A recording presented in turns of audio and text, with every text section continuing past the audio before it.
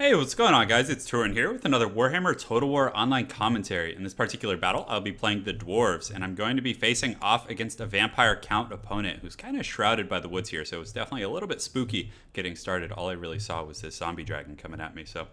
Regardless, my front line, I have Longbeards. So these are just the standard Longbeards, not the great weapon alternative, because these guys do have charge defense against large foes, and most Vampire Count players will bring Cryptors who, can be pretty devastating when they get into your front line. So granted, they don't have the highest charge bonus. I believe it's, 30? It's still, they are monstrous, and they can, penetrate your line and do pretty good damage. So, again, I like these guys a lot. And Vampire Counts do tend to bring other large units like Vargheists, and, some of their heroic units are, pretty devastating as well. So, I feel like the charge defense against large foes is decent against Vampire Counts. So, and these guys also do have a higher base melee defense at 47 as opposed to 35. So, I definitely, just use this front line to hold. I don't necessarily, intend to punch through the enemy ranks with it. That's what the job of these hammerers and these backline troops is. So that's just my 2 cents on my front line. And then a secondary here, I have Quarrelers. So Quarrelers are pretty good. They're, armored and shielded. So I guess the shielded isn't as pertinent against Vampire Counts. But regardless, you don't need a lot of armor piercing against Vampire Counts. If you look at most of their units, I mean, their Lord has 70, armor. Let's see. The Graveguard, the Skeletons have 20. Cryptors have 30. Graveguard with great weapons, they do have 90, so the Graveguard, are probably going to be their most armored unit, but regardless, Quarrelers are very good at, focusing down Cryptors and other units like that who don't have a ton of armor, and, at the end of the day, they pay off against those type of units. Also, at the same time, these Quarrelers do get a pretty good arc. That's something I've noticed. A lot of times with Thunderers, you have to position them a little better, because otherwise they'll get obstructed by, other units or terrain, but these guys can usually fire with a little bit of a more fluid attack. So I tend to like them, if I can, but there are some factions that Thunderers are very good against. So regardless, behind them, I actually decided to bring Iron Drakes. So these guys are just so cool. I know they're not necessarily the best choice against the Vampire Counts, but, I've had some decent success with them, and they're pretty good at, shooting the Lords out of the sky. So a lot of times Vampire Count players will like to hover a Lord kind of in the wings. And these Iron Drakes with the Trollhammer torpedoes are definitely a surprise. People don't expect them, and it can really chunk down the Lord. So I brought a group of those, and hopefully their Vampire Lord over here will have a fun time with them. Behind them in auxiliary, I have a group of Longbeards. Again, it's always wise to keep a group of troops on auxiliary. If cavalry flanks come, or if you find that their front line is so wide that it begins to envelop one of your flanks, you can simply push this auxiliary group here to plug that wound, and then, use those hammers to really punch it back. So just my opinion there. Then here, I have a Runesmith. So the Runesmith paired with Thorgrim Grudgebearer, they just give so many buffs. And you can see that, the melee attack as well as the weapon strength and, all of the other bonuses that these guys give, it really adds up. So if you have a very compact Dwarvish army like this, and you have the High King and the Runesmith kind of in the mix, it's going to be really, really valuable for your army. Personally, I'm more of a fan of, Ungrim, the Slayer King. Just, thematically, I like him more, and he's the fact that he doesn't break. I've actually won battles because of that. But again, it could be argued at the same time that if you had Thorgrim, the group buffs that he provided, you wouldn't have even been in that situation in the first place. So, and also I brought a group of Slayers. So Slayers are pretty good against Vampire Counts. They have a lot of monstrous units. And if their Lord, for example, were to dive, my Quarrelers or my Iron Drakes in the back line, these Slayers are pretty good at jumping on them and, assisting them and allowing them to escape while the Lord gets tied up, because they are pretty fast for Dwarves with 40 run speed, so can't complain there. So that's a brief breakdown of my army. As far as my opponent goes, he has a Vampire Lord. That's actually the only leadership he brought this game. So he has a Vampire Lord with the lore of vampires. He brought Raised Dead and Invocation of Nehek. Doesn't look like he didn't bring any other spells. He didn't bring Gaze of Nagash or anything like that, so doesn't look like he's trying to snipe out my lords or anything. And if I'm not mistaken, I believe some of the Dwarvish leadership do have magic resistance, which perhaps is the reason why he did that. So as far as his army goes, he has Graveguard, so these are standard shielded Graveguard. He'll probably send these in first to take my missile fire. And it looks like here he has a line of Skeleton Warriors who are also shielded, so it's a pretty wise investment. You don't want to get the ones with anti-large because, again, the Dwarves don't really have large. So these standard Skeleton Warriors, a very, very wise tactical choice on my opponent's part. So he has a full line of these guys, and they're going to do pretty well for my opponent. And then he also has Cryptors. So Cryptors are pretty good. They're armor piercing, and that poison can really, really drag down the Dwarven units. So very wise just army build for my opponent. He definitely picked well. So he has these Grave Guards with great weapons as well. They're armor piercing, so he has this front line to absorb the shock and really just kind of get in, poison, drag down my troops, and then he's going to probably follow up with these Grave Guard who, with the great weapons, will do pretty well against the Dwarves. Then over here, he has another group of Grave Guard in the wings. Looks like he's going to come up and around with that, and that's pretty much it for his army. So let's go ahead and get this game started, guys. We'll see what pans out here.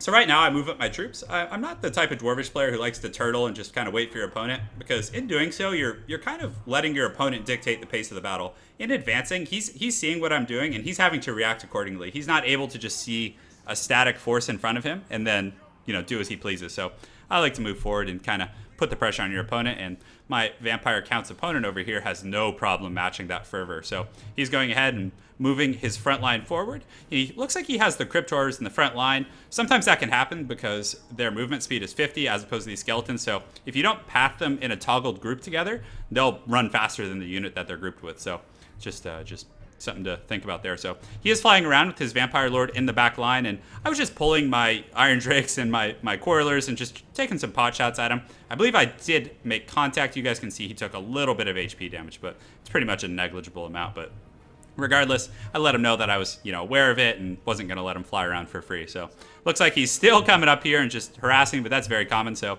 I have the Iron Drakes here, and hopefully they can get some shots. And I also pulled the Slayers here, and the Slayers are going to be able to cover them and discourage him from landing. So I do get some torpedoes here, and you'll see, look at the HP damage it does.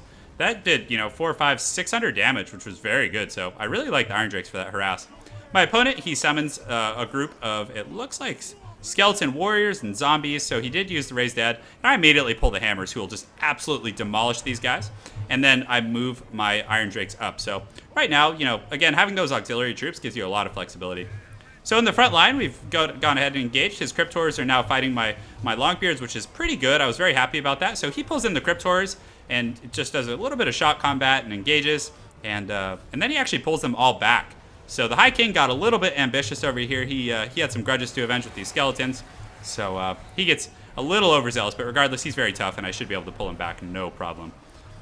Right now, you can see he's advancing his skeleton lines, and he also had this group of Graveguard that he brought through the forest here, so I wasn't aware of that, so very well played on my opponent's part. Regardless, you guys can see his Vampire Lord came down here to fight, and the Slayers and Hammers got on him quick. And also those Troll Hammer torpedoes, it just devastates him, and he just barely got away. If, one more volley from these Troll Hammer torpedoes, and he could have just died there, and I probably would have just won flat out from there. But now that he was able to escape, he uses Invocation to Heck and is quickly healing up. So in the front line, it's going pretty even. I would say these Longbeards with the buffs of the Runesmith are doing well, and you can see that some of these Skeleton Warriors in the front here are not having a good time. And you can see the High King is just leading his troops here and hammering back some skeletons, settling some grudges that these guys committed against his people in past lives. So things are going quite well. And you can see the Troll Hammer torpedoes, they found a little bit of a pocket. They're kind of like quarterbacks in a way. You want to find like a little space in the pocket where your linemen are blocking for them. And you can see they're getting some nice shots up into these Cryptors, who are a large unit and will take serious damage from these guys. So he was kind of like running his Cryptors around trying to find pockets of weakness. So he engaged initially, but now he's pulled them around, and they're a very fast unit. So it's hard for the Dwarves to keep up. But regardless, I did crumble his troops right here and able to pull back some Longbeards to help out. And thankfully, he does dive on my Troll Hammer torpedoes, but I simply tie him up and then reposition these guys and get some nice shots. And you can see every time he comes near those Troll Hammers, as long as you can protect them, which I'm trying to do the best I can with these hammers, you can really punish the enemy lords for that type of play. So definitely very solid. And what's nice about these guys is they're very sturdy. They have 120 armor, so they're not pushovers. If they get jumped on and you're able to protect them with hammers and slayers like I do in the back line, they'll pay dues for you most of the game. And you can see they've repositioned here, and they're going to be taking some shots here in a moment. So he did land his Lord, a very risky play, because I was able to free these guys up. And you can see this Vampire Lord's HP, 228 and 30. One more volley, come on, get it in there, guys, and hopefully they'll be able to finish him off. But as far as the front line goes, my opponent is actually winning the front line battle. You can see that these Graveguards with great swords and their armor piercing are doing very well, because the skeletons came in and absorbed most of the shock and have been taking most of the damage. And now these Graveguards with great weapons are getting in there and really just starting to do some serious damage to my troops. And not only that, but he did get his Cryptors in my back line. And though I do have Slayers and Hammers kind of fighting them off, it's still so many of them. And it's become a very, very pitched battle here. So it was definitely tough for me. Thankfully, his Lord did go down. So I'm very happy about that. And you guys can see how effective the Trollhammer torpedoes can be against Lords and other units like that. And thankfully my Dwarvish Hammers and other troops were able to drive back these Cryptors, because you can see they're all very, very low. And now that he doesn't have Invocation into Heck, things were looking okay for me, but regardless, I was losing pretty heavily over here. And at this front line as well, the High King is trying to hold him together, but regardless, his troops are starting to get through me, and I'm having trouble keeping up with the mobility of these Cryptors, because they're just kind of doing laps, and I can't keep up with them very well. But thankfully, this Thane over here is doing a decent job, and I still do have this pocket of troops right here. So it's a very tough battle, and it's hard to say who's going to win at this point. But regardless, most of his strength does lie in this big Cryptor mob, but unfortunately for me, he does have a ton of armor piercing left.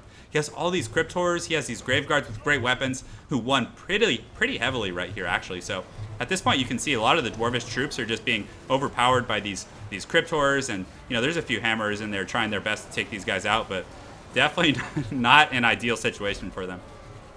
Regardless, I still do have I have a few Hammers. They're shaken. These Slayers are, they're trying their best. They're going down. They are getting the Rune of Negation for the 44 damage resistance. This Runesmith is trying hard, but, they're all kind of getting surrounded. And unfortunately, his fodder units did a very, very good job of absorbing. You can see most of his units that are still alive are Graveguard with great weapons or Cryptors. So you can see these guys. He's doing a good job of chasing down my units as well with these Cryptors. They've been kind of doing laps back here and making sure that my troops aren't coming back. So definitely very tough. And the High King over here, he's doing his piece. He's slaying some undead and avenging those, settling those grudges hopefully. But regardless, it's not an ideal situation. To be honest, I really thought I had this game in the bag when I killed his Lord over here, but his troops just kept fighting. And right at this point, it's kind of atrocious. So I'm just gonna go ahead and fast forward, and you guys will be able to see Thorgrim gets surrounded here. And all I really have left is, let's see, I have Thorgrim, I have a Thane, and I have a Runesmith versus all these troops. And I had a feeling that if this was Ungrim, things would have been a little better for me. He would have been able to cut through these quite a bit quicker. And I really thought it was over, just 100%. And I got the Rune of Wrath and Ruin here, and things were looking somewhat promising. But regardless, the leadership is starting to get to me, and the Slayer King definitely would not run in this situation. But you can see Thorgrim, his leadership is down to 17. My Thane is at 35, and this Runesmith is negative 12. His life is so low, and he's going to take off now. So unfortunately for me, I think if they had kept fighting to the death, I might have been able to pull this out. But unfortunately, my leadership is so low, and the armor piercing of those Cryptors is getting through these guys. So unfortunately for me, that was the end of the day for the High King. But he definitely put up a very, very valiant fight, and I cannot complain. So just a quick breakdown. The Longbeards, again, these kills are going to be deceptive because they're fighting skeletons. But if you guys look, his skeletons all did their job. I mean, they croaked and, they got some kills, but they took the Corridor fire. Again, I was trying to focus the Cryptors, but regardless, his skeletons did a very good job of absorbing the shock. And then these Graveguards got through. And look at those kills. When you see kills against Dwarves, I mean, these are very, very cost-effective kills because I didn't have any fodder, so that's a lot there. And these Cryptors, they did come in, get an initial charge. My opponent did a very good job realizing that they weren't going to be successful there and they were going to get tied up. So he pulled them back and then started doing some laps. And I did have Slayers and Hammers. You guys can see they got a lot of kills and were able to cut through several groups of those Cryptors in the back. But at the end of the day, I was just kind of overwhelmed. And the Iron Drakes did do a good job of killing that Vampire Lord. But also at the same time, in having those Iron Drakes, I was kind of a little weaker in my melee core than I usually am. But regardless, they were very cool and arguably were very worth it. So really good game to my opponent. I look forward to seeing you again on ladder. It was a lot of fun. And I appreciate the support, guys. More content coming soon. Just stay tuned and have an excellent night. Take care.